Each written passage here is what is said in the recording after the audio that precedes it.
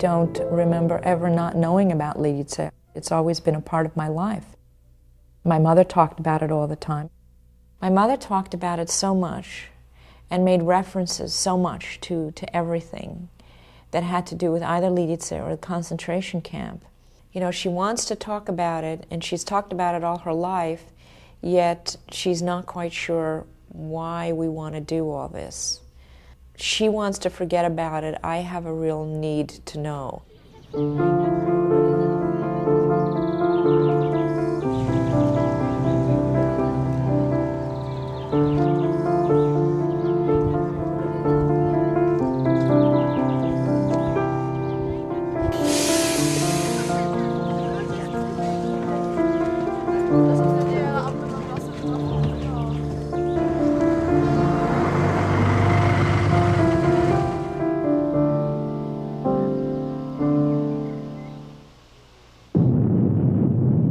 In 1942, German soldiers destroyed my mother's village. It was an innocent Catholic community near Prague. All the men were killed. All the women were sent to concentration camp. A few children were taken for adoption into German families. All the rest were gassed. After the war, the surviving women and just a handful of children returned. A new village was built and named Lidice.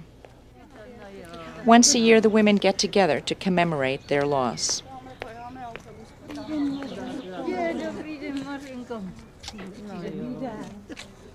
Dobrý den. When I met Alan, he found out about Lidice.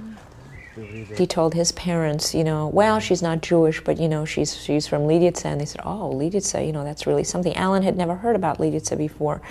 And I remember his mother saying, well, you know, you had My Lai and we had Lidice. You know, everybody knew about Lidice. We decided to work on a book about Lidice. We did a lot of research. We interviewed a lot of people. We spoke to Jerry's family. We gathered as much information as we could, and we went to Lidice. Takže jedeme jako vždycky v té soše, kde jsou ty emblémy jednotlivých koncentračních táborů. Potom jedeme do reálky, že to znáte, že půjdeme položit tu kytičku, pověsíme velkou kytici na budovu.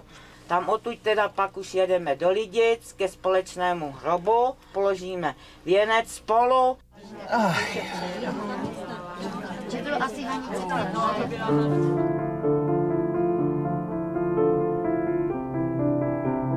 If I didn't want to eat my dinner, you know, eat your dinner, I don't want to eat my dinner. You know, you should be hungry, you should be as hungry as I was when I was, you need concentration camp, that's what you need. I remember at one point, I said something to my mother, very anti-German, and she says, well, how can you say something like that? Not all Germans are bad. And she got very, very upset. And, you know, and she looked at me and she says, you know, I think I've made a mistake. I don't think I should have been telling you all this stuff all these years.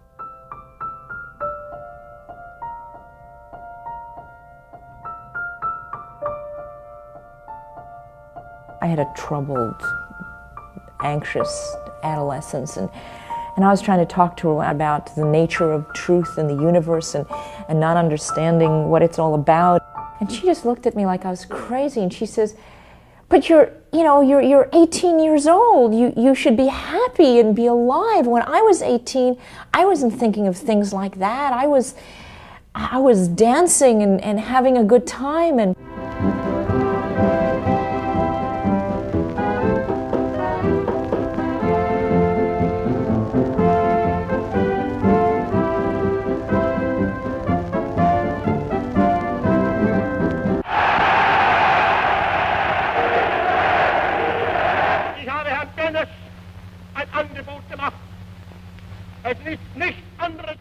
in 1938, Nazi Germany marched into the Sudetenland in neighboring Czechoslovakia.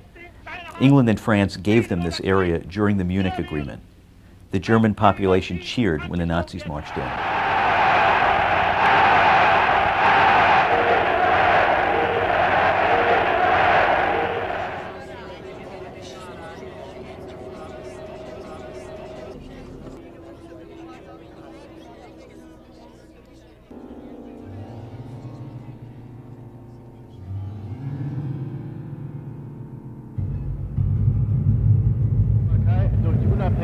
Erklärung der Slowakei zu zerfallen drohte, legte Staatspräsident Hacha das Schicksal des tschechischen Volkes vertrauensvoll in die Hände des Führers. A few months after the occupation of the Sudetenland, Germany took the entire country. The elected Czech government under Edvard Beneš resigned and set up a government in exile in London. They hoped to rally support for Czechoslovakia from abroad. In 1941, Hitler put Reinhard Heydrich in charge. This was the man who had thought up the idea for the final solution.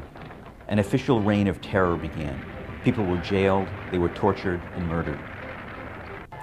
The government in exile had to do something. They decided to assassinate Heydrich. Parachutists attacked Heydrich's car and then disappeared into the crowd. He died a week later. Hitler demanded a terrible punishment, a dramatic reprisal to crush any further resistance. On the morning of June 10th, Gestapo troops and German soldiers encircled the innocent village of Lidice. Ve 9:45 nás začali obkličovat a já myslela, že sousedka křičí na dítě. Víte, já vystoupil takhle na tu zahrádku, ježišmarja, ono vojska, oni lítali dolů okolo nás, tam zadem, to už bylo jako polích potom, tak lítali, metr od sebe byli, metr od sebe. Jak to jich bylo, to si neumíte představit, až do tím jako třeský višňovky, bylo to obklíčené všechno. To neutekla ani kočka. Ani kočka neutekla. Já pám, ježišmarja, můj byl na odpolední přišel a já mu to povídám a on povídal, oni se nezblázněje, jen si pojď klidně lehnout. No tak jsme si šli klidně lehnout. No a Němci přišli ve 2 hodiny v noci. To víte, ne, hned byli jsme rozespalí, kopli do dveří, vykopli to, ty filmky vykopali a kopli do toho, ono to vylítlo a bylo to. No a že aby jsme se přistrojili, že půjdeme s nima. No tak Maruška spala v kuchyni a my jsme byli v pokoji, tak já jsem jí zbudila, a Maruško, pojď se oblíknout a půjdeme pryč. A ona pá, a kam půjdeme, pán, pryč? To víte, oni. Já za sebe schodila noční košili a vzala jsem si šaty. A on byl proti mě takhle pořád puškou. Jen vystřelit. To víte, bála jsem se. No a vyšli jsme z baráku, ale ani jsme se nerozloučili nic.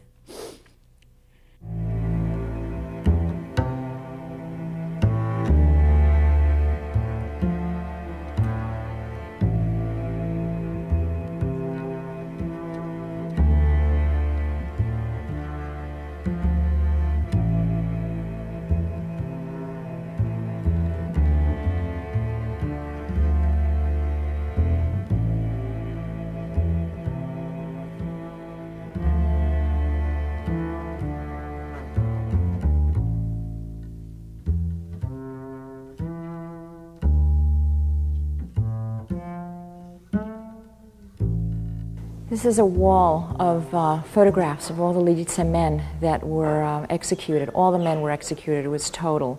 There were 199 men. The men are all lying over there, blown up. And these are all photographs that had existed prior to that, probably passport photographs, studio photographs. Some don't even exist. There's some that are blank with just the name under it. This is Antonín Müller, who's my mother's brother, who was killed. My mother's first husband, František Kubík, my sister's father, is up there.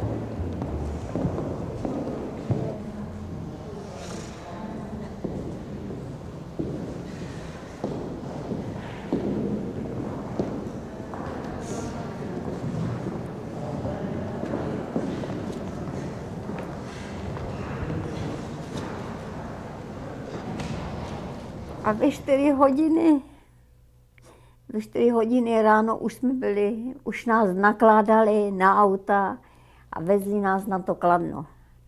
A nechali nás stát ještě na dvoře, ono začalo pršet do nás a tam už byla připravená sláma, takový kopce tam byly slámy, na tu slámu jsme si lehli a seděli jsme tam na té slámě a tam jsme byli do toho, no ale ta naše holka furt říkala, maminko, není tatínek zastřelený?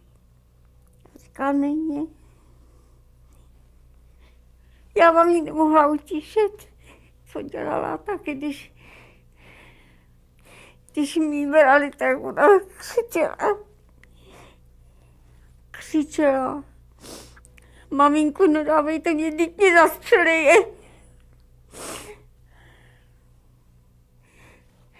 Víte, to byla hrozná chvíle. Proto to je hrozný, když do té reálky jdete. Když víte, že se nesměla ani otočit, oni vám ji otrhli ode mě, jak mě takhle držel, abych ji nedávala. Tak oni ode mě otrhli, víte, a rejpli do ní a ona po těch schodech nahoru vyletěla. Ani se nesměla otočit.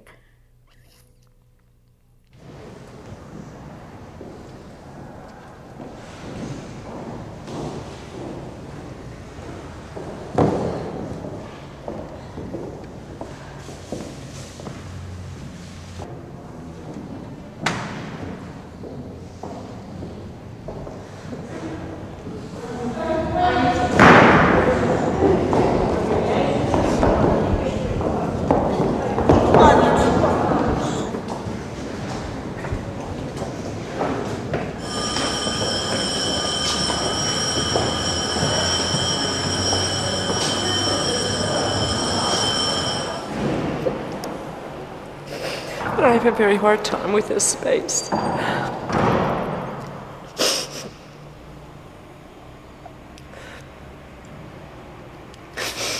And every time I come here, I just hear them echoing.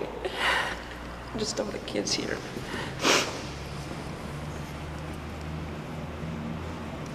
And it just doesn't seem real to me anymore.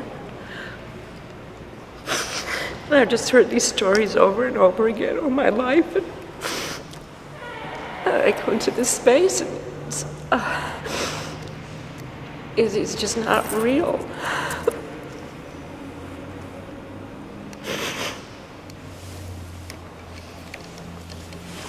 And just having my own children and just imagining myself in a place like this with my children, I think I'd be going crazy.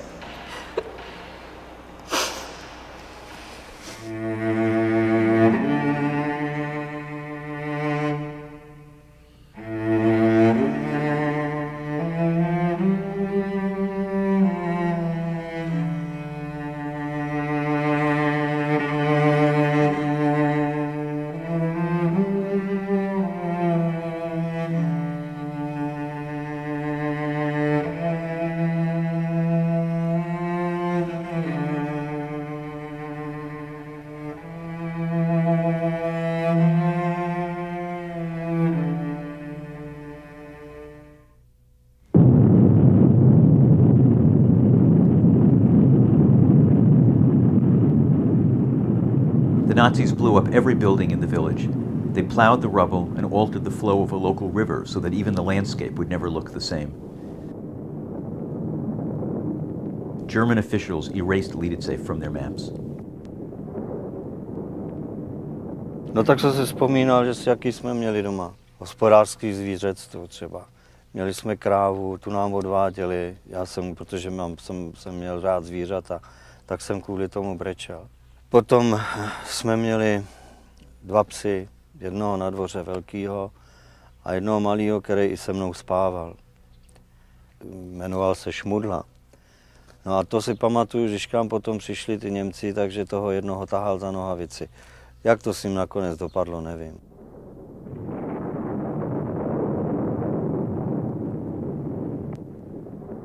Já, Hanka Špotová a nějaká Dáša Veselá jsme byli vybraní hned první den když nás sebrali a vezli do Kladna do toho reálního gymnázia, tak hned první den prostě jsme jim padli do očí.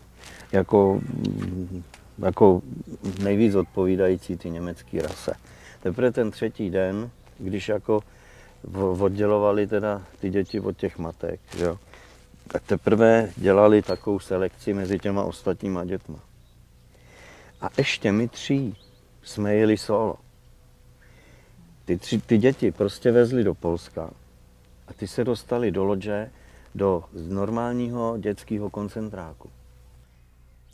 Jenom když jsme byli potom v těch táborech, tak tam si člověk připadal jak na koňském trhu nebo prostě na trhu s dobytkem, protože z ničeho nic prostě jsme byli volaní do kanceláře, tam seděli nějaký cizí lidi. Tam si se točila doleva, doprava, ze zadu, ze předu, tě prohlíželi. No a zase tě poslali pryč. No, nikdo nevěděl proč, no a zřejmě asi si vybírali, no, děti. Maminko, můžeš mi vyprávět, co se stalo? Nejdřív nás tam přivezli těma nákladákama z vlaku. Tak jsme tam tak seděli, ty druhý heftlinci chodili okolo nás a ty nás slíkli do naha. Všechno jsme museli odestat. Doktoři nás prohlíželi vnitřně, jestli tam nemáme něco. I starý mámy, víš, jak se styděli. Dali nám šaty, na půlku nám ostříhali vlasy, že jsme jako měli jenom takhle na ramena, víš. No a dali nás do takového toho bloku, tomu se říkalo blok, to byl dřevěný barák, víš. 11 808. To bylo první, co jsem musela se naučit německy, to bylo 1108. Jenomže my jsme druhý den, když jsme tam, tak přišel Esman. A kdo umíš jít? Já jsem se okamžitě přihlásila. Protože, proč? Já jsem se bála Ausarbeit. To je na polích dělat. Víš? Ty jsi nechtěla dělat na polích? Ne, to je dělat na polích a hlídali ty psi. You know, my mother would sew, she'd pick up a pair of scissors and she'd say, see these scissors? These scissors I had in concentration camp. I'd steal them and I'd get 10 lashes for these scissors. They'd take them away from me and then I'd steal them again and I'd get 10 more lashes. You know how many times I was beaten with these scissors? These scissors, you know, mean something. This is the photograph I was looking for before, which is of my sister and her cousin Renata. And this is Ella, who's my sister's aunt. And this was when she first got her. When she heard about the tragedy at Lidice, she immediately wrote to the Gestapo in Kladno and said, I had a brother who was killed and who had a daughter whose name is Eva, and I'm married to a German who's a soldier, and I'd like to take Eva and bring her up as a German. And she kind of like played this on, you know, bring her up as a good little German, which of course she wasn't interested in doing. She wanted to save her life. And so Ella spent the 3 years of the war from 42 to 45 bringing up my sister. The rest of the kids, however, no one knew where they were during the war. To bylo jednou, když jsme tam 2 roky. Přijde Polka a říká, jo, podobá se na mamušu, podobá se na mamušu. Vyglądá jako ta mamuša. No tak mi to začali vyprávět. Dělali na poli a teďko tam přijde jedna paní s 2 dětma a ptá se na mě, že jsem Češka to. Ale ta auseherka byla prý dobrá, tak řekla, okamžitě jděte pryč, nebo vás tady zavřem. Víš, ta odvaha se tam dostat. Až přímo tam, co dělali ty heftlinci. A Eva měla květky a ty mi nesměla dát. Ty musela přijít zpátky, ale okamžitě se museli vrátit.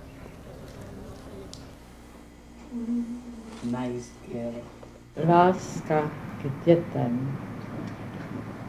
všechno zlý přemůže.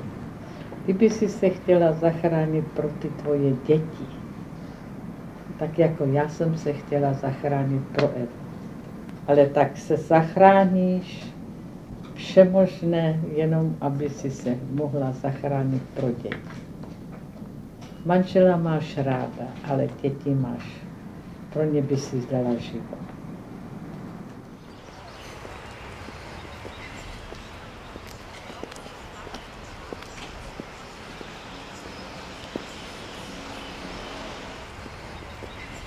Té tragédie bylo 16 dní. Je, tak malé. Ano. A vám dali, vy jste byli kam, vy jste byli v Praze? Nebo? Já jsem byl převezený do Prahy do Restovy ulice a z Restovy ulice potom jsem se dostal na Karlák a z Karláku potom do Prahy do Krče, do dětské nemocnice. Tam jsem byl do roku 45, kde mě prostě babička objevila, jako, ta už mě objevila v roce 42, udržovala se mnou styk s těma malýma dětma, to je těch 7 dětí, že jo. Ten první okamžik prostě, když jako mi bylo řečeno, že když se máma vrátila, takže prostě jsem se jí bál, že jsem k ní nechtěl jít, takže prostě trvalo třeba, já nevím, 1 nebo 2 dny, než teprve jsme si na sebe zvykli a potom... A potom už to bylo všechno normální? Ano, tak potom nemůžu si stěžovat, že jen spořádaně, že jo. This is a photograph of my mother and sister when they were first reunited. My sister's in national costume. My mother's freshly returned from concentration camp. She had been on about a 3 or 4 week trek from Ravensbrück back down to Czechoslovakia. And she arrived in Lidice on June 10th, 1945. And there were a lot of people, there was a tribunal, there were a lot of speeches. And my sister was the first child to return. The photograph has kind of been as a symbol of the bond that was formed between my mother and sister as a result of their separation and then their reunion.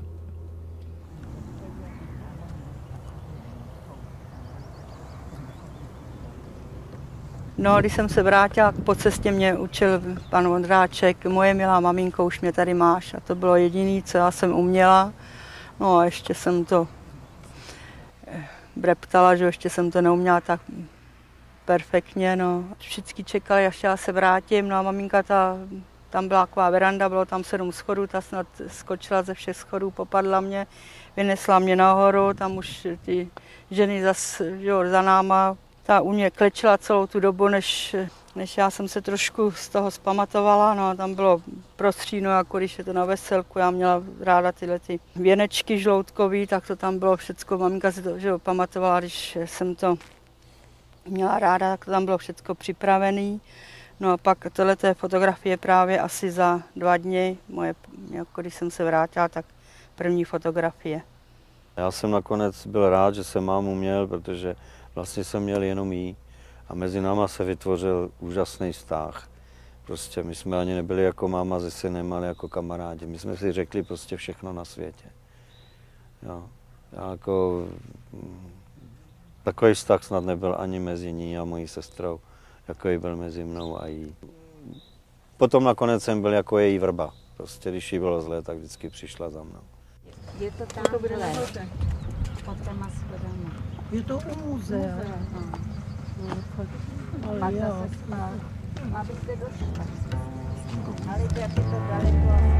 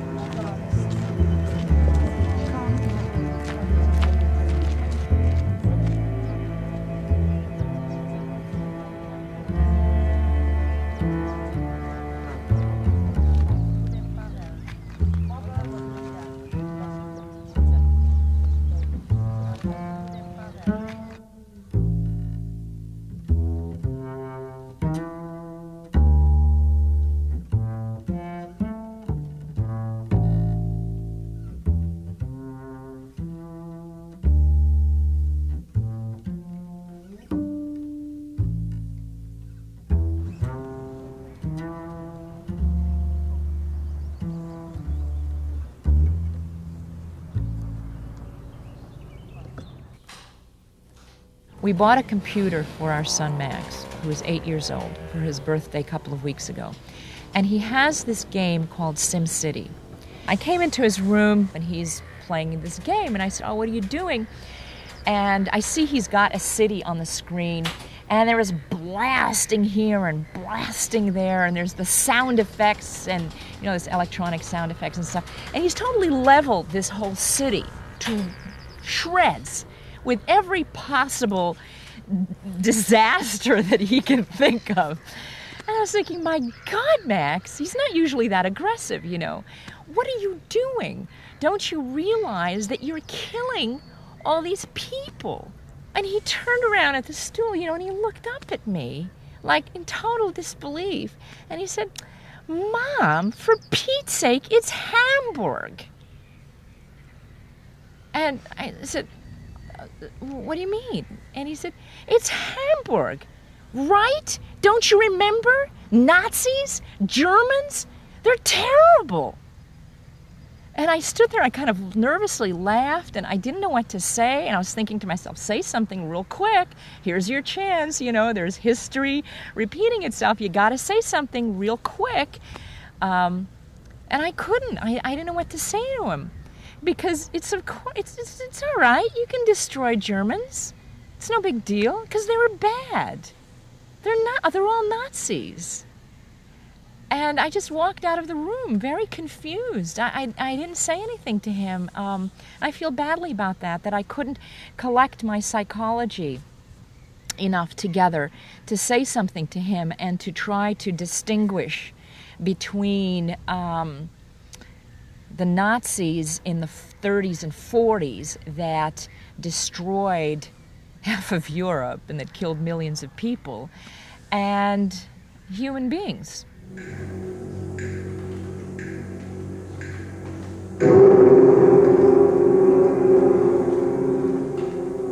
Claire hieß jedoch diese ungeladenen Gäste und all das Schlechte, was mit ihnen kam, vor Jahrzehnten willkommen.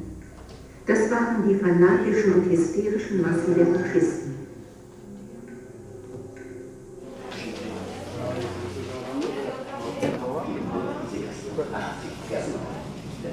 Ich unterrichte sie in Geschichte.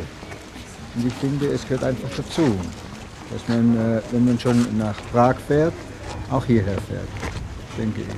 Ich habe jetzt den Film gesehen, unten im Kino, und mir fällt die Geschichte von der Hydra ein. Sie schlagen einen Kopf ab und es kommen 9 neue. Ich denke, es ist auch für Sie ganz interessant, das zu sehen. Sie haben jetzt gesagt, Sie fühlen sich nicht schuldig, und das ist auch okay, finde ich. Und trotzdem sollten Sie wissen, ja, warum manche Menschen in anderen Ländern die Deutschen nicht so lieben. In anderen Ländern genauso. Etwas jetzt in Deutschland. Uns wirft es halt vor, weil wir irgendwie so Vergangenheit haben. Weil das halt passiert ist mit den Nazis. Aber mit uns kann man das doch auch nicht mehr vorwerfen, oder? Wir sind es halt. Okay, das passiert immer noch, das ist immer noch da. Und man muss echt aufpassen, dass es nicht wieder passiert, weil das ist echt wieder total da. Also, mir hat der Film so gedacht, dass man eigentlich das erreichen will, dass man irgendwie den Eindruck gewinnt, dass man es bereuen soll und muss, dass man sich schuldig fühlt selber, obwohl man eigentlich selber gar nichts mehr dafür kann, dass es halt aussprechen soll, was damals war, dass man halt irgendwie über nachdenkt oder schlechtes Gewissen kriegt. Klar machen soll, was überhaupt passiert ist, und dass man da sich jetzt verteidigen soll, dass wir Deutsche gar nichts mehr dafür können und so. Und das ist, ich finde einfach, das muss man schon zeigen, sonst passiert es vielleicht mal wieder. Ja, wenn man das einfach begrabt, dann ist das weg und das ist in Ordnung. Sie haben das gesehen, Sie sind betroffen, Sie sind entsetzt. Und trotzdem bin ich der Meinung, dass wenn Sie heute die Leute gegen irgendjemanden aufhetzen, also gerade wenn ich jetzt in Deutschland denke, wäre es sicher möglich, Stimmung zu machen gegen Asylbewerber oder gegen Ausländer. Und auch in der Tschechei könnten Sie sicher auch Stimmung machen gegen die Slowaken. Und wenn Sie so anschauen, was jetzt in der GUS passiert, was in Jugoslawien passiert, es ist immer dasselbe. Das ist die Geschichte der Hydra. Ich glaube nicht, dass man es vermeiden kann. Es wird immer wieder passieren. Das ist das, was mich traurig macht. I think that it's really all about people not liking other people because they are different. I think this is really the great fear in the world now. That is my feeling about it. It is racism virtually, because the Nazis were based on racism.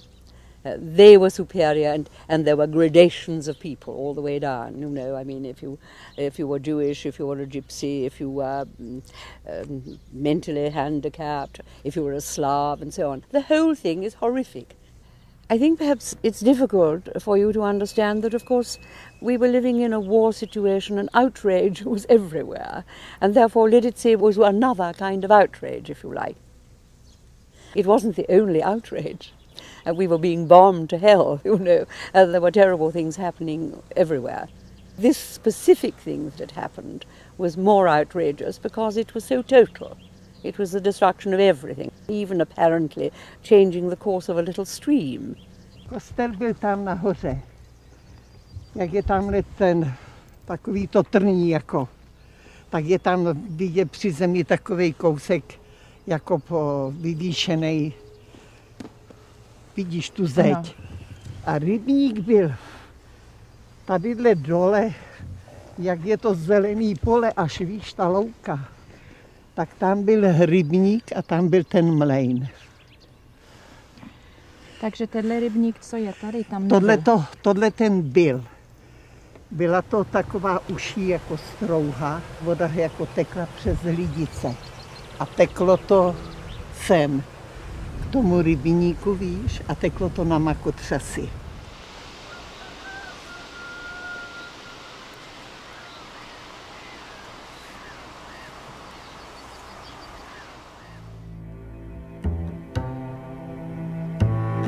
These people died many times. They died physically, then they died when it was used.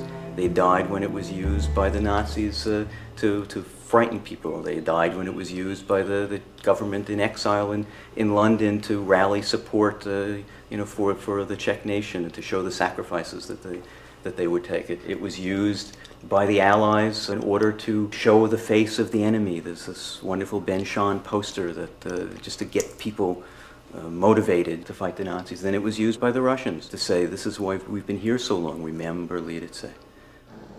Soudružky a soudruzi, právě na tomto místě v Lidici si musíme připomenout, že reakční podstata imperialismu se stále projevuje nebezpečnou tendencí ke zvýšení agresivity, která by v jaderné epoše mohla vést k zániku lidské civilizace.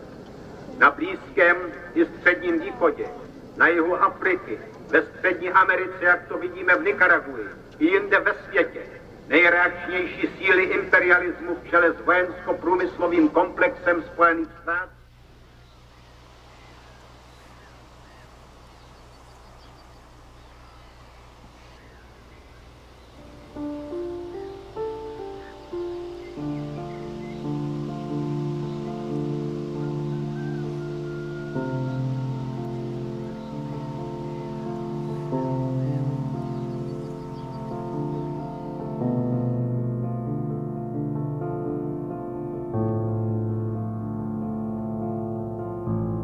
These sculptures were made by the artist Marie Uhuchitelova, and she died recently.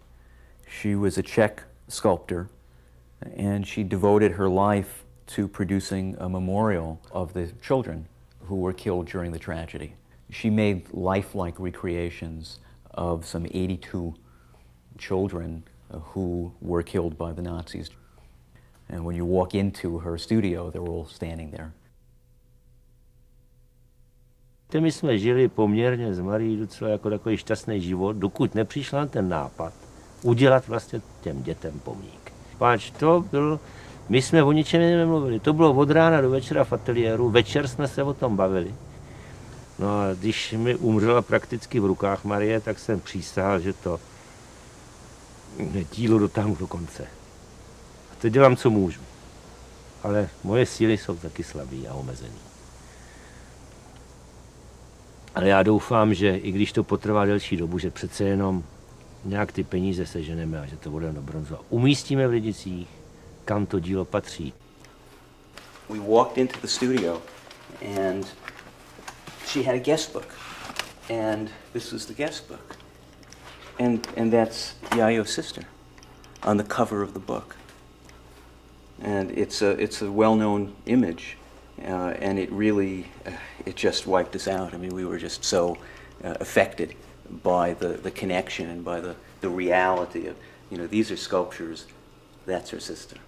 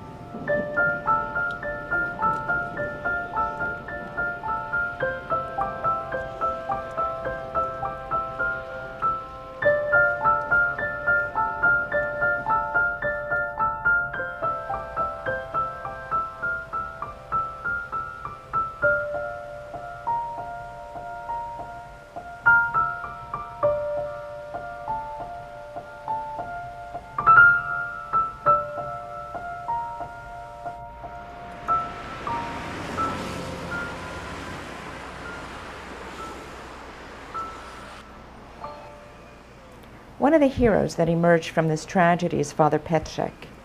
He was head of the church in Prague, and he sheltered the assassins who killed Heydrich. But after several weeks, the Nazis found the assassins and a battle ensued.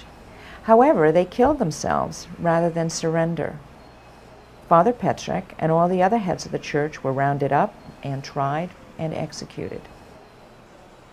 Jiřina Juláková is his daughter who survived. I met her 5 years ago, and we talked, and I told her what I was doing. I told her that my mother was a Lidice woman, and there was between us a very nice, close bond, and she kind of felt that too. It was very quiet and understated, and she said, well, we're both survivors. Takže na tom, že ti naši nejbližší svůj život položili, pravděpodobně zachránili spoustu životů dalších. A zase to není fráze. Můžu to říct teď po tolika letech. Jako dítě mě otec velmi chyběl mě jako mladé dívce a chyběl mě i jako vlastně přítel v pozdějším věku. Ale ta oběť pravděpodobně zachránila mnoho stovek možná dalších životů. A když je válka byla, ale vzal tu trnovou korunu na sebe.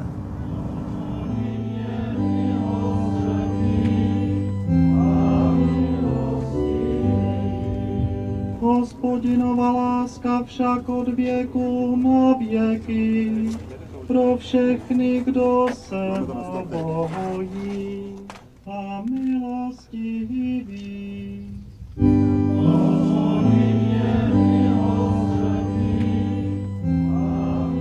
I was born after the war in 1948, but my mother lived in Lidice. Her husband was killed. He was one of the first 10 people who were shot. My sister was one of the 9 children that was picked out for the Lebensborn program. My mother, she spent 3 years in concentration camp. I grew up with very intense hatred for the German people. It was extremely strong, and I know it's wrong to hate people, because that's what fascism is all about. But I can't help it. It is so much a part of my bones and my blood, and I struggle with that. And I find it very interesting here, standing on the grounds of old Lidice, on the rolling hills where your people killed my people, killed my family. And can you help me? We can try to do that by coming here. By coming here and by doing that work, what we try to do, and by speaking with you, and by asking you for to trust the new generation with another feeling, and also with a feeling of guilt or better responsibility for that.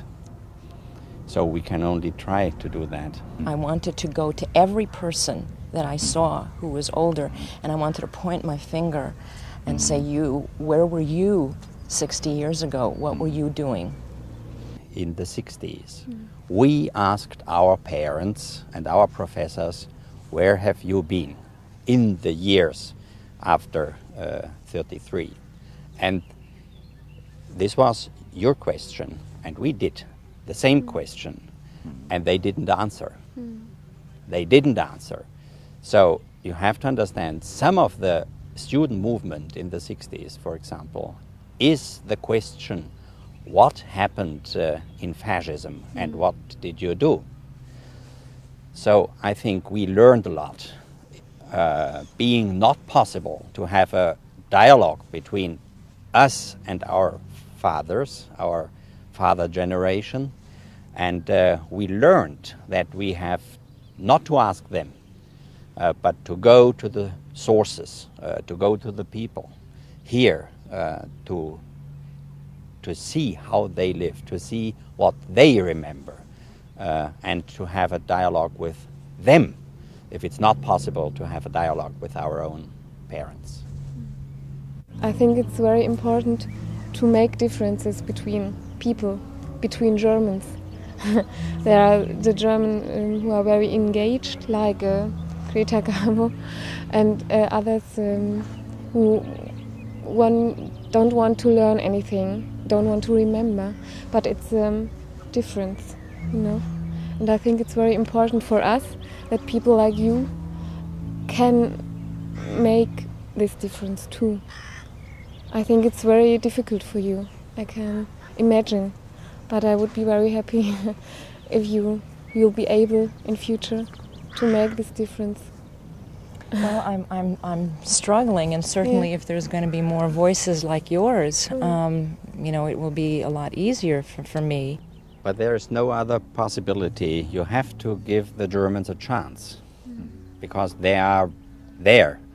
We live, and we are people now, and we have the only chance is to get our responsibility, seeing and accepting our history, taking over the responsibility for our history, and to do the best that it will not repeat what happened. You can't wish them away. You can't, and we can't.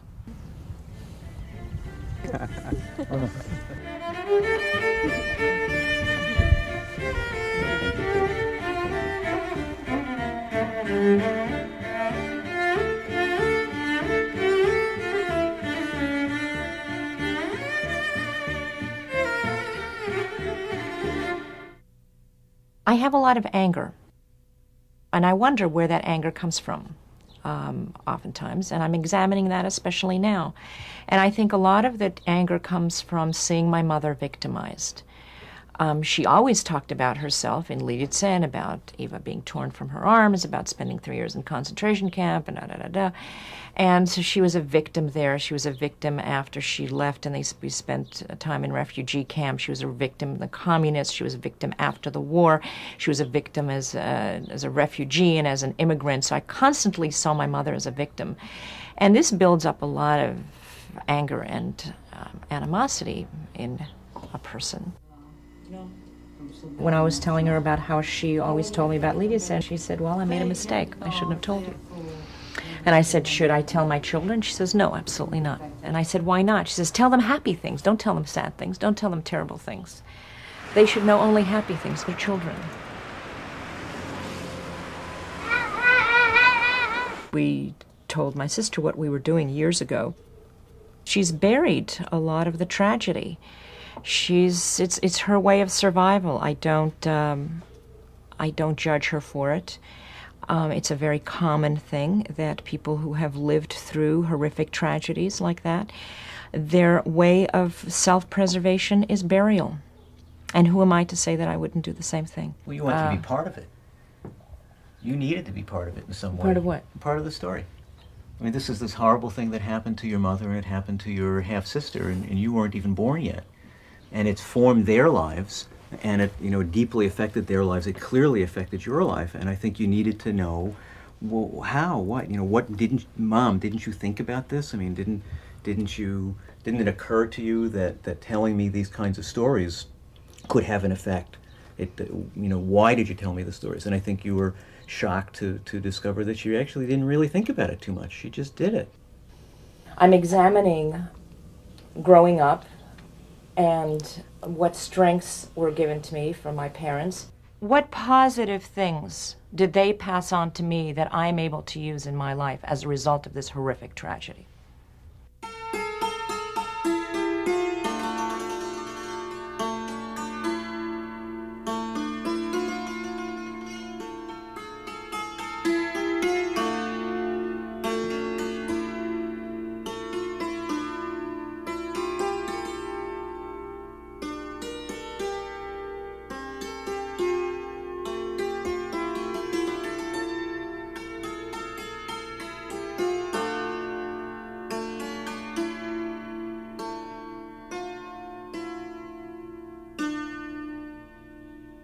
Out of all the kids, there were only 9 who survived. And I feel really lucky that my aunt was one of them. And, you know, all of the men were killed. And I felt really bad for all the people. In the Jewish holiday of Passover, there is a line in the Seder that says that everyone who tells the story is worthy of praise. And this has kept through my head as we've been working on this film, that it's imperative to go beyond the surface and to investigate and to explore and to ask questions and to probe and to tear things apart and to find out, why did this happen and what does it mean? What can we learn from it? How did it affect her life? How did it affect our life? What did this do to her mother? What did it do to her sister? Can we learn anything from any of this? Is there anything that we can do to stop it? Or is this just the inevitable way that people live their lives, and that cruelty is just built into who we are as people, and there's simply nothing that you can do about it? I would prefer that my kids not have had to know about these things, but they do. Will this damage them? Will it give them a sadness that won't leave them for the rest of their lives? This is possible. I don't think it's possible to protect children completely and totally, but I think that my children have a sense of reality that is probably more vibrant than my own.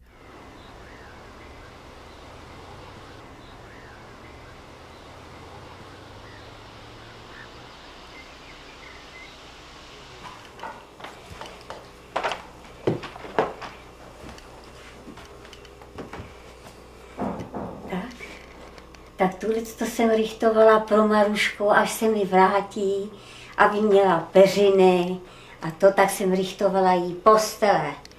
A bohužel ona se mi ještě nevrátila dodnes. Ale nechci se s nima rozloučit, pořád si myslím, co kdyby přišla.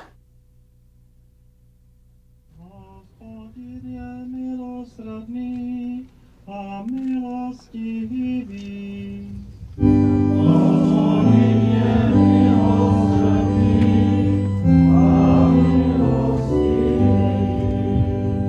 Hospodin je milosrdný a milostivý.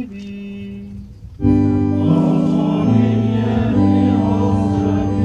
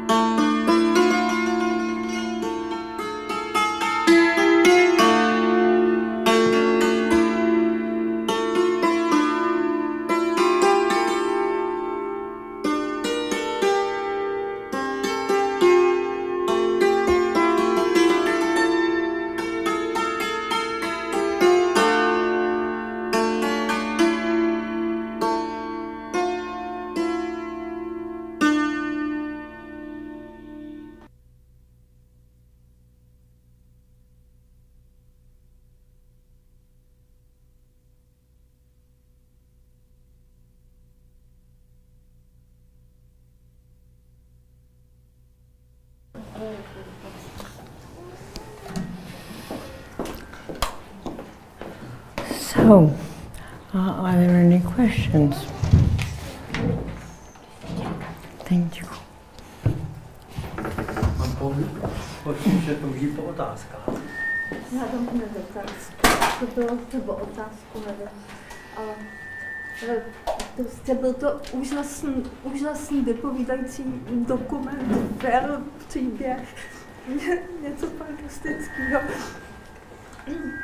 Říkám, že to byl úžasný film, dokument, příběh, bylo to fantastické a mám v sobě obrovský hřejivý pocit, když jsme se tady seznámili, že jste navštívila ateliér několikrát, že jste poznala moji maminku a chtěla bych vás poprosit, jestli byste na ní mohla zavzpomínat. Ale jestli budou nějaké další otázky, má to čas. Ale byla bych moc ráda. Děkuji. This is the daughter of Marie Uchytilova. It is such an amazing pleasure to get to have known her. Já jsem říkala, že vy jste dcera. To je jedno. Paní Mira říkala, že jste dcera Marie Uchytilové a že je velmi poctěná, že vás tady dneska mohla potkat. Že ráda.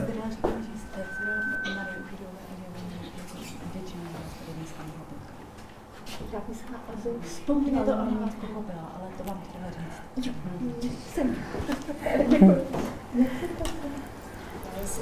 Děkuji za nádherný dokument. Měla jsem často slzy ve očích a chtěla jsem se zeptat paní Spíralová, jak dlouho jste sbírala vlastně ty věci, co jste pak použila v dokumentu, protože to nebyl asi jenom 1 rok, jsem tak pochopila, jak dlouho vám to trvalo. No, my jsme tam první šli v 1992. Děkuju. To je lepší. A jak jsme přišli zpátky,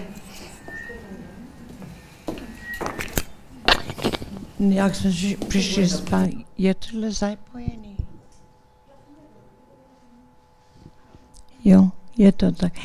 No tak jsme tady filmovali z 92 a jak jsme přišli zpátky, my jsme nevěděli, co s tím mají dělat, protože je to takový tragický a co budeme potom s tím dělat.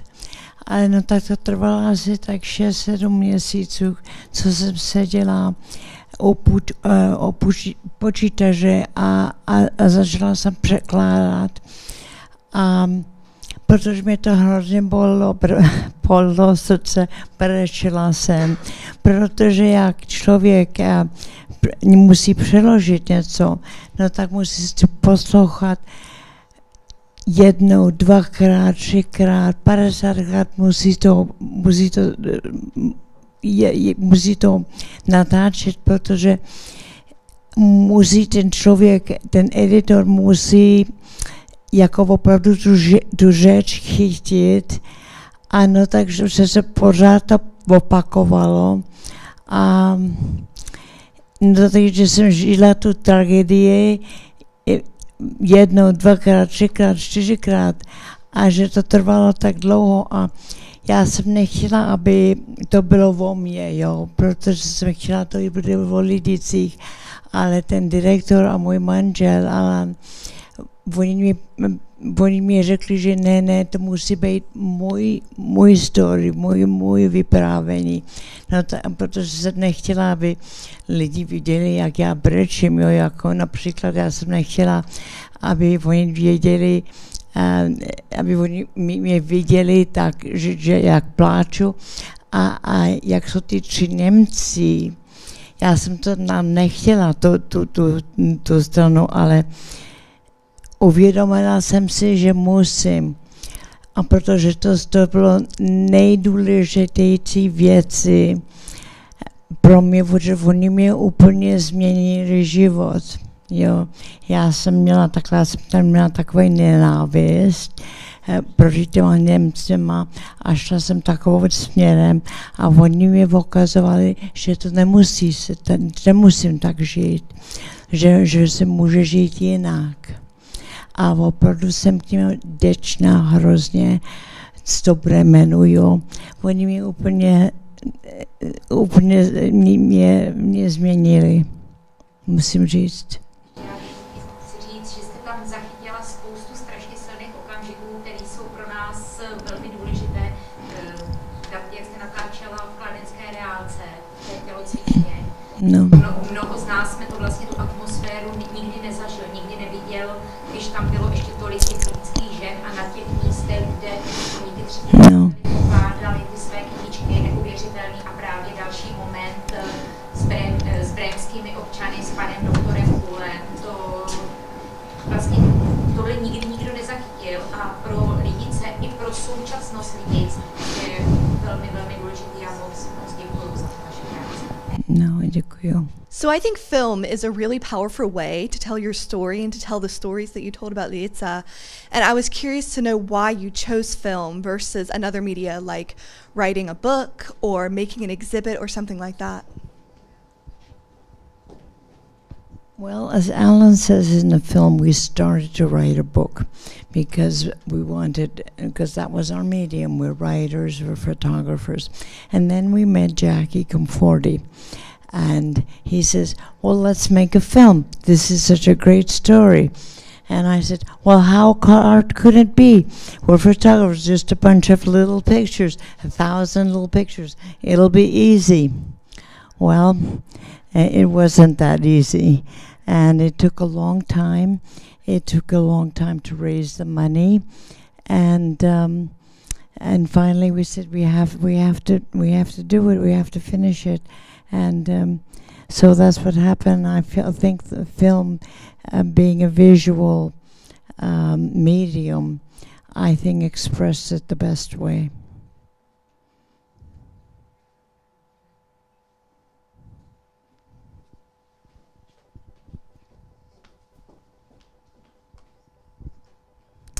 Jerry, once again, thank you so much. You know that I have seen the film for a third time now, and I was crying the same. But I wonder if you have also presented the film in United States, and what was the reaction?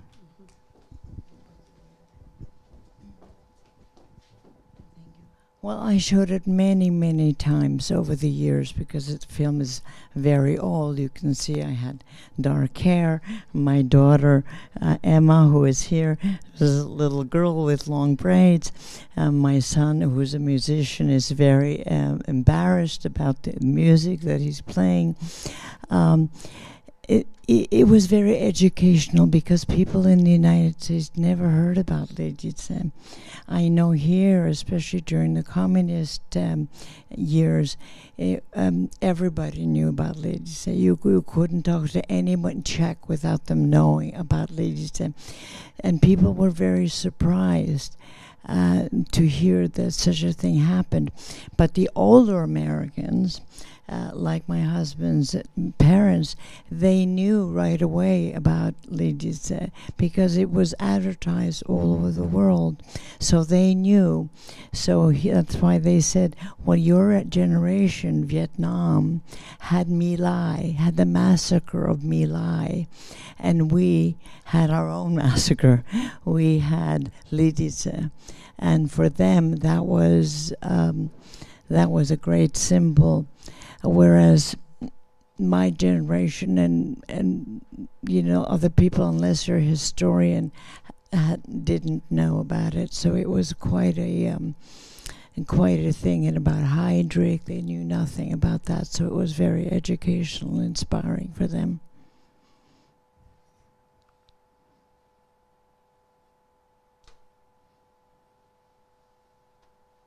I scared you.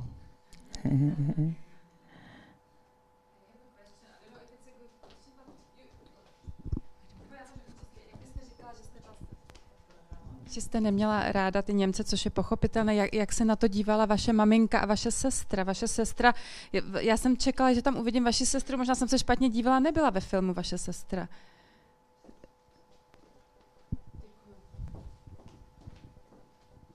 No, bohužel moje sestra nechtěla, aby jsme dělali ten film.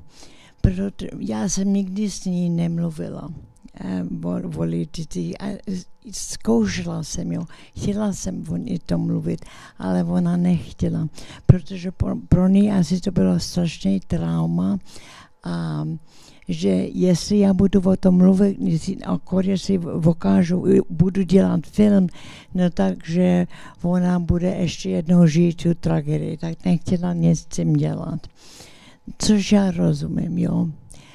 Moje matka, já jsem chtěla, aby moje matka, ona ví, že děláme film, ale já jsem se hrozně bála, mě klepalo úplně srdce a já jsem jim ukazovala film. A její jediný výraz byl, ona je tak stará, jak to, že je tak stará? Já říkám, no maminko, ty jsi stejný věk. Ale on říká, no tak stará já nejsem. A já říkám, no když si podívat do zrcadla, protože jsi tak stará. Mina Říková, oni byli nejlepší kamarádi, jo. No tak vy jste stejný věk. No tak, ale hlavně, že říkala, ne, nechci, abys to dělala, no to bych jsem já potom dělala, no tak jsem ráda, že aspoň tak reagovala a bylo to strašně směšný, no.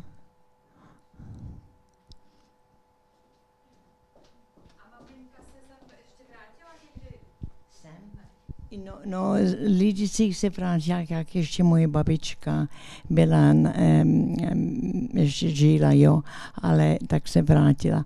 Ale jak babička zemřela, tak od té doby se nevrátila. Ano. No my jsme odešli v 49.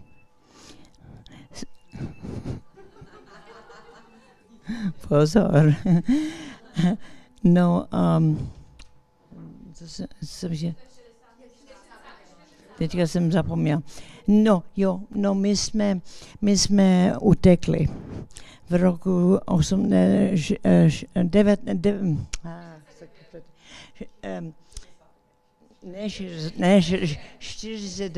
roce. Já jsem měla miminko, nemělo ani rok. A tak jsme odešli do Murnau, a co je v Německu, tak to je ironicky, že jsme šli jako do lágru, jako v Německu. A tam jsme byli skoro celý rok, a potom jsme mohli vymigrovat buď to do Austrálie, nebo do Norska.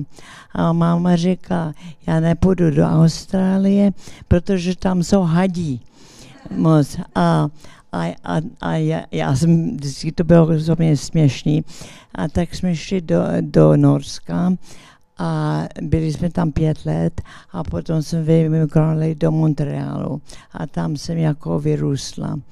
A v 69. roce já jsem přišla do Švýcarska, protože jsem hodně lyžovala, do univerzity Lausanne, ale nikdy jsem nešla do univerzity, protože jsem šla lyžovat, a potom jsem si koupila auto a přišla jsem sem za babičkou. Tak to bylo moje první, jak jsem se vrátila. 69. jo. No tak.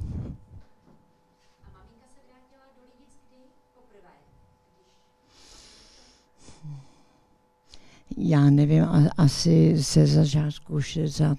let, ale moji rodiče nechtěli jít jako pozadu, nechtěli jít dopředu, tak my jsme a komunisti jí hodně ublížili. No tak on říkal, ne, můj táta, ne, já nepůjdu dozadu. My jsme odešli a je to. Nikdy nechtěli jít pozadu.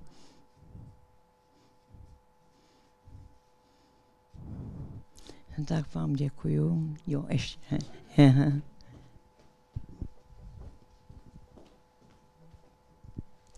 Tak teď budu mluvit zase česky. Ten tvůj film, to je taková učebnice toho, jak vlastně takováhle tragédie dokáže postihnout další generaci. A ty si to vlastně dokázala nádherně analyzovat v tom filmu, jak jí to na tebe mělo vliv a ovlivnilo to potom tvůj život. Dokázali byste třeba popsat, jaký vliv to mělo na tvoje děti? Jak se to přenáší z té generace na generaci a jak jste vy k tomu měli vlastně postoj k Emě a Maxovi, a to by mě zajímalo. No, co se týče moje děti, já, jak jsem vyrůstávala, no tak moje matka potom mluvila každý den, jak jsem to řekla. Tak já jsem měla hroznou velikou traumu. A ona pořád mluvila o liticích, pořád mluvila o koncentráku. A já jsem to ani neuvědomila, ale jsem měla z toho hrozně teror, jo. A jenom jak jsem byla dospělá, tak jsem opravdu uvědomila, jaký efekt to mělo na mě. A trvalo to strašně dlouho, hodně terapii.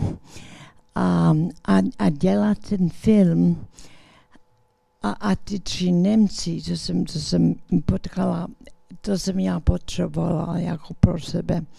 A my jsme zkoušeli s manželem, aby moje děti neměly tu trauma.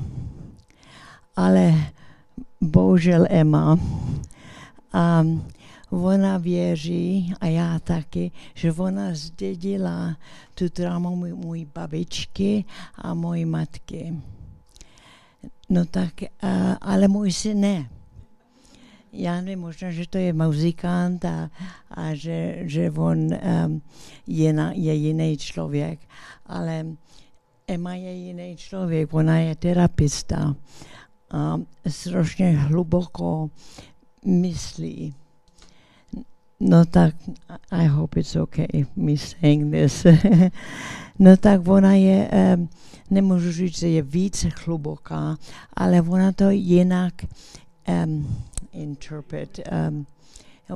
ona to jinak brala a mělo to na ní veliký vliv. Jo. How old were you when you realized at Lidice? Yeah. I started feeling like little flashbacks in my body. Do you want to? No, then you translate. Thank you very much. Oh. When I was maybe 27. Asi bylo až 27, jak ona věděla, že tu trauma, jako ona cítila.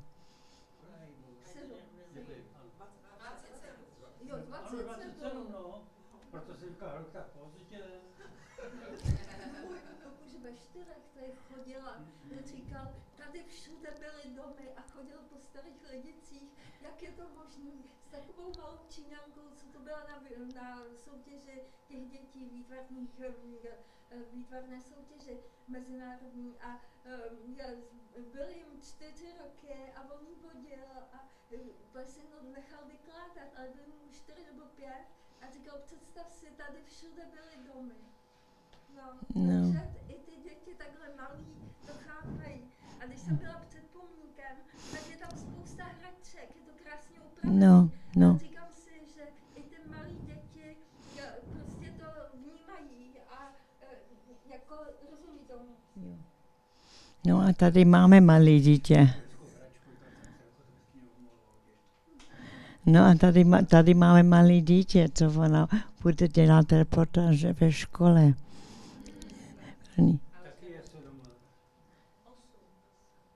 No, 8 let.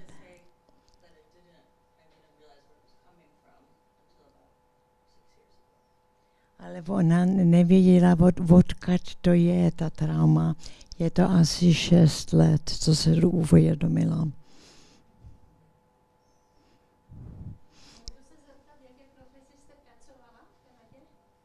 Jak jsem já pracovala? No, já jsem fotografka umělecká. A taky trošku píšu, taky dělám film, taky dělám expozici velikou, jako v Indii, dělám velikou výstavu. No, hodně věcí dělám, všechno jako umělectví.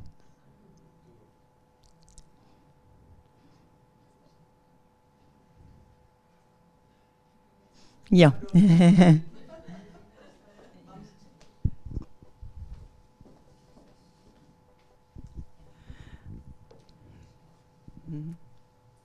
Ještě jak jsi říkala, že když jsi byla malá, tak jste o tom pořád mluvili, maminka pořád mluvila o koncentráku a o té válce.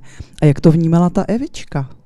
Protože ty si říkala, že ona potom vlastně v dospělosti o tom mluvit vůbec nechtěla. Tak bylo to, myslíš, taky z toho dětství, že i ta maminka o tom takhle hodněla i před ní, nebo jenom před tebou?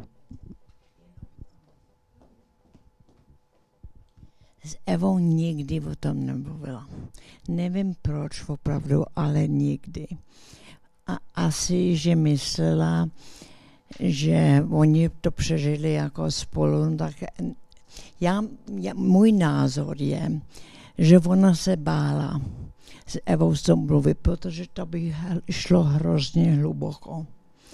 Ale já jsem to nikdy nepřežila, já jsem se narodila po válce. No tak já nevím, proč pořád jak o tom mluvila.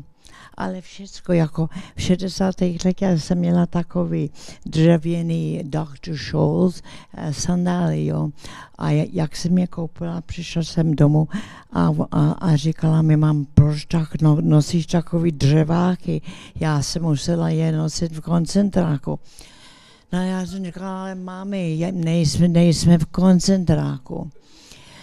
Nebo jsem jako na zahrádce jsem tam dával takové červený kytky, jo, hezký.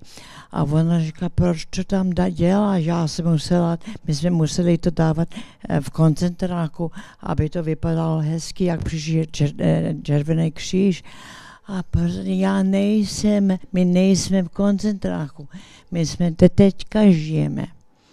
Nebo jídlo, všechno jsem musela dojíst, jako to bylo. Já jsem měla hlad, já jsem v koncentráku. Ale tohle nejsme v koncentráku. Ale ona nemohla to vypustit. I v posledních letech, ona už trošku tak dobře nemyslela, tak jsme byli jednou u ní. A ona krmila brabce, jo, krmila jim, všechno vyhodila venku, aby oni měli co jídlo. A ona říkala Alanovi, můj manželečka, víš, no a anglicky trošku prepla, a víš, já jsem měla veliký hlad, ty brabci mají veliký hlad, oni taky musí jíst, tak já jim krmím, protože já jsem hrozně trpěla hladu, aby oni taky měli něco k jídlu. No tak pořád jí to drželo. Nemohla to odpustit, nemohla to pustit sama sebou. Ale to trvalo pro mě, ten film a ty 3 Němci, co jsem to mohla najednou vypustit. Protože to je umělectví, to pomůže, jak to můžu říct, express yourself, jo? Že to můžeš to pustit, můžeš to vyjádřit, jo? Že ven to může jít. Emoční terapie. Jo, to je takové. No, emoční terapie, tak.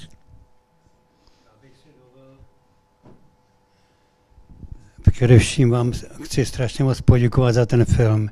Já ho viděl poprvé v životě. Díky tomu, že to bylo natočeno koncem minulého století, tak ještě vidím řadu lidí, které už určitě neuvidím až tam někde nahoře. Takže jsem rád, že tam byl Václav Zelenka, Pavel Horošovský, maminka a jeho a tak dále.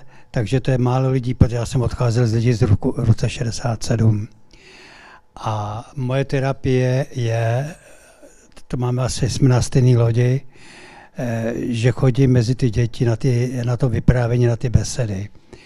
A vždycky začínám tím, že jim řeknu, historie, a bohužel to není z mé hlavy, historie začíná tehdy, až zemře poslední pamětník. Protože co vám potom zbyde? Fotografie, filmy, televize měli akorát vojáci na konci války ve svých letadlech a tak dále. A písemné zprávy, denní tisk, knížky, hlavně ten denní tisk. A ono něco jiného je, a dáme příklad, když čtete nějakou knížku, jste do toho zabraný a hrdina z té knihy dostane někde facku, no tak dobře to dopadlo, jdete dál. Ovšem něco jiného je, a přestane se to pamatovat, ale úplně něco jiného je, když dostanete někde facku vy, tak se do konce života budete pamatovat, kde, kdy a od koho. A o tom to je. A proto třeba vím, že když chodím na ty besedy, tak nejlíp si děti budou pamatovat, když do toho zapojím emoce. Například, viděli jsme tady tu školu v Kladně, ten Gimpl. Všimli jste si, že ty ženy věděly přesně, kde byly, na jakém místě, králi tam květiny. A já potom říkám, oni tam byli ty 3 dny, že ten 3. den bylo to nejhorší, co se může moc stát, otrhávání jejich dětí od nich. A když si představím, teď se to předtím ještě úplně na začátku, taky kromě jiného řeknu, že kdybych náhodou nezvládnu emoce, tak ať mě omluví. Takže se tam klidně postavím a předvedu. Tak si představte, že moje maminka tam stála, když dostali befel, aby odevzdali děti, ještě jim pomáhal ten gestapák tou střelbou do toho stropu pistolí. Takže moje maminka držela ten 7týdenní uzlíček a v druhé ruce držela moji 10letou sestru. A teď je to mám jako z Erbena, když jsem to dítě. A to tam byly maminky, které měly 6 dětí. A tohle, to byste možná, a doufám, že neprožijete, ale až budete vy sami mámami, až vy budete mít ty malinký děti, abyste toto pochopili a prožili, co ty naše mámy tam po těch 3 dnech zažili. A takže já si myslím, že jedním tímto způsobem je předávání historie a paměti schůdné přes ty emoce. Podle mého soudu je to neúčinnější a snad jim to v těch hlavičkách některým v té hlavě zůstane. Děkuji.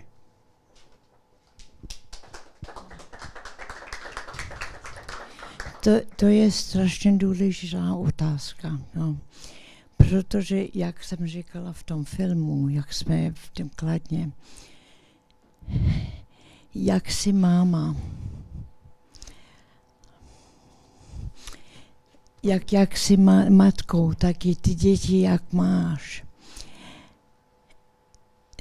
Nemůžeš si ani představit, co to muselo být, jak můj syn měl 5 let, já jsem reagovala celý, jak mu bylo 5 let, moje sestra, jí bylo 5 let, jak ji vzali. Já jsem byla tak nervózní. Byla jsem tak nervózní, protože já jsem se bála, že mě někdo veme můj syn, protože on měl černé oči a byl černý vlasy měl. A já jsem si byla s hrůzou, jsem se bála. Emma, jak se narodila, byla blondýnka a má modré oči. To jsem se nebála. Ona by přežila. Ona bude OK, jo. Ale že hned, jak jsem to jako na ní dala, Ale můj syn má chtěl, mě se hrozně, se mě bála všude, jako kde on je. A jak mu bylo 6 let, to bylo hotové. Teďka bude to OK. Děkuji. Thank you.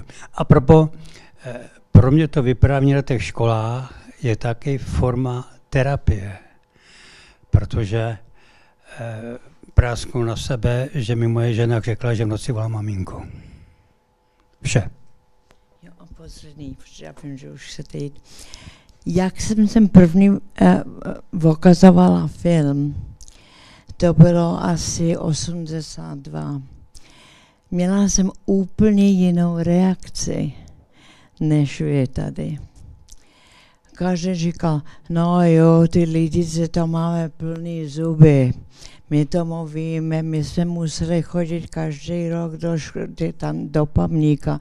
My už máme lidice plný zuby. My nechceme, víš, to vědět. Ale teďka, jak jste vy, máte úplně jinou reakci. Jak Kristýnou, jak jsme se první začali jako spolu kontaktovat. Já jsem byla úplně překvapená, že jsi mě sem pozvala a že jsi měla radost a že jsi chtěla, aby jsem přišla. To bylo úplně pro mě něco jiného, protože Čechy nechtěli nic vědět o tom. Děkuju. Děkuju.